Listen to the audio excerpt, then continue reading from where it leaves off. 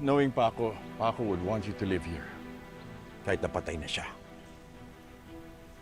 Pero hindi po yun yung gusto ni Mama Aurora. Ayaw niya sa amin, ayaw. Aurora's just grieving. She lost her only son. Naturally, she's mad. But not just with you. With everybody.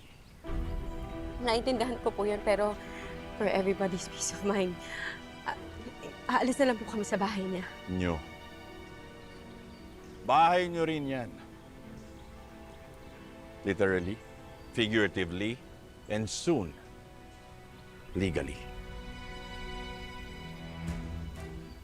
Anong ibig niyo sabihin? As Paco's widow, Sam will receive half of Paco's assets.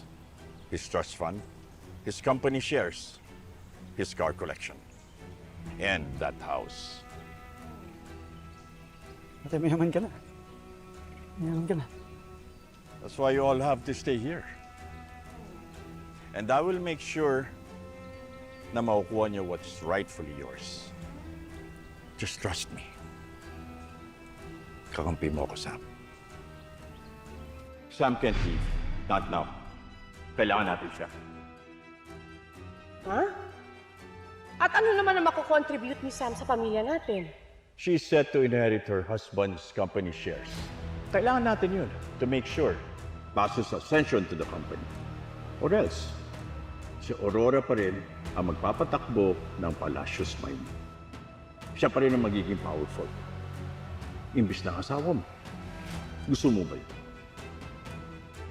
It might be a cliche, but the saying is universally true. Always keep your friends close.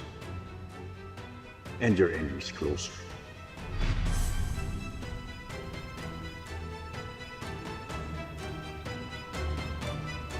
Ate, congrats.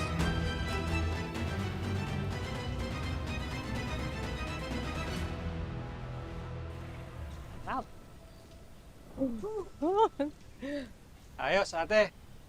Yaman mo na talaga. Biruin mo, mabibili mo na lahat ng gusto mo. Basta ate, huwag mo kaming kakalimutan ni nanay ha. Damay mo kami, di ba, Nay? Unahin muna natin ang pagpapagamot mo. Tama naman. Huwag na kaya nating hintayin maibigyan nila yung pera. Umalis na tayo. Kaya ko naman magtrabaho eh. Ha? Ate, sayang yun. Ano ko ba? Malaking pera yung pinag-uusapan doon. Bilyon-bilyon. Ayoko lang isipin nila na iniintay lang natin yung pera na yun lang yung pakain ko sa pamilya nila. Ate, wag mo intindihin yun. Wag mo isipin yun. Di ba kay Sir Galba na nga nang galing na karapatan mo yun? Hindi ka naman nagnakaw. Wala ka namang kinuha, di ba? Tsaka pinakamaganda doon, wala kang ginawang masama, ate.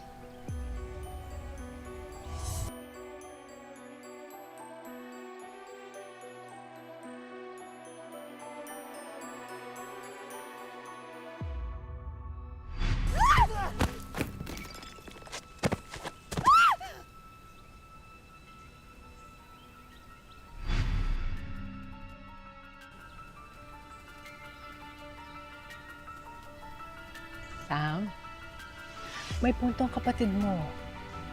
Magagamit din natin yung perang yon. At ikaw na rin ang nagsabi. Pag tama, di ba, dapat ipaglaban?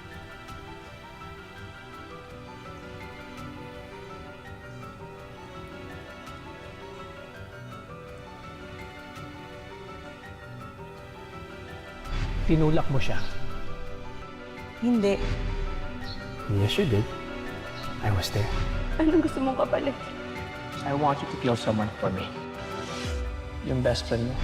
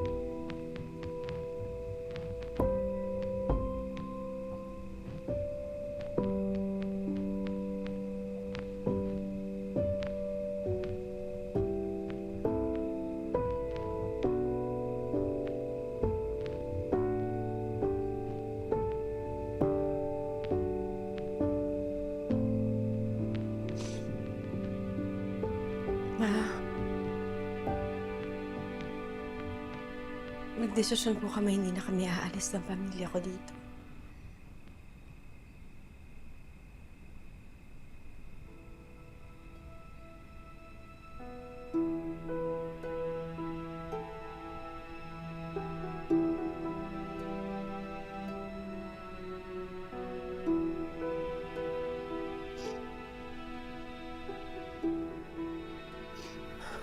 I can only imagine the pain you must be going through right now.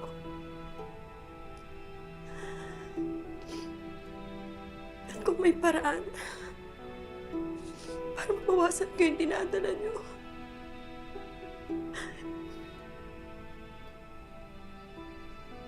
nandito lang po ako.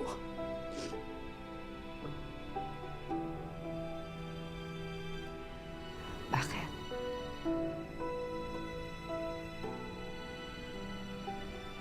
Maibabalik pa ng pagko-comfort mo sa akin ng anak ko.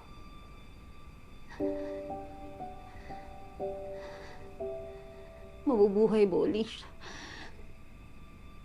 kapag nag-reach out ka sa akin?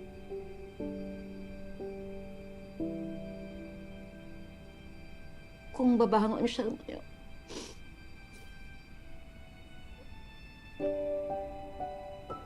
sige. I will embrace you.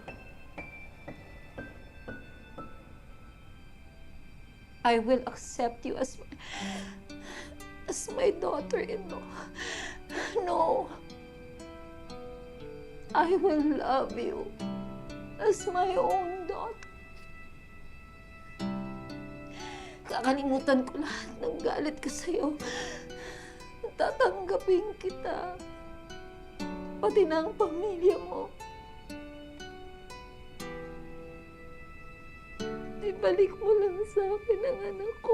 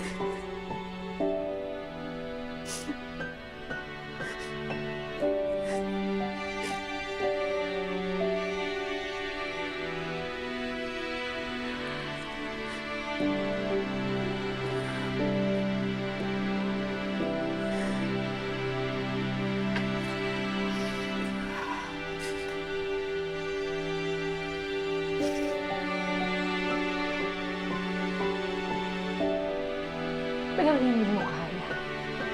Hindi ba?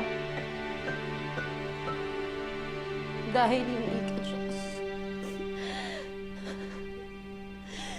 Hindi din ako Diyos. I thought I was powerful. Na kaya kong gawin lahat, pero hindi pala.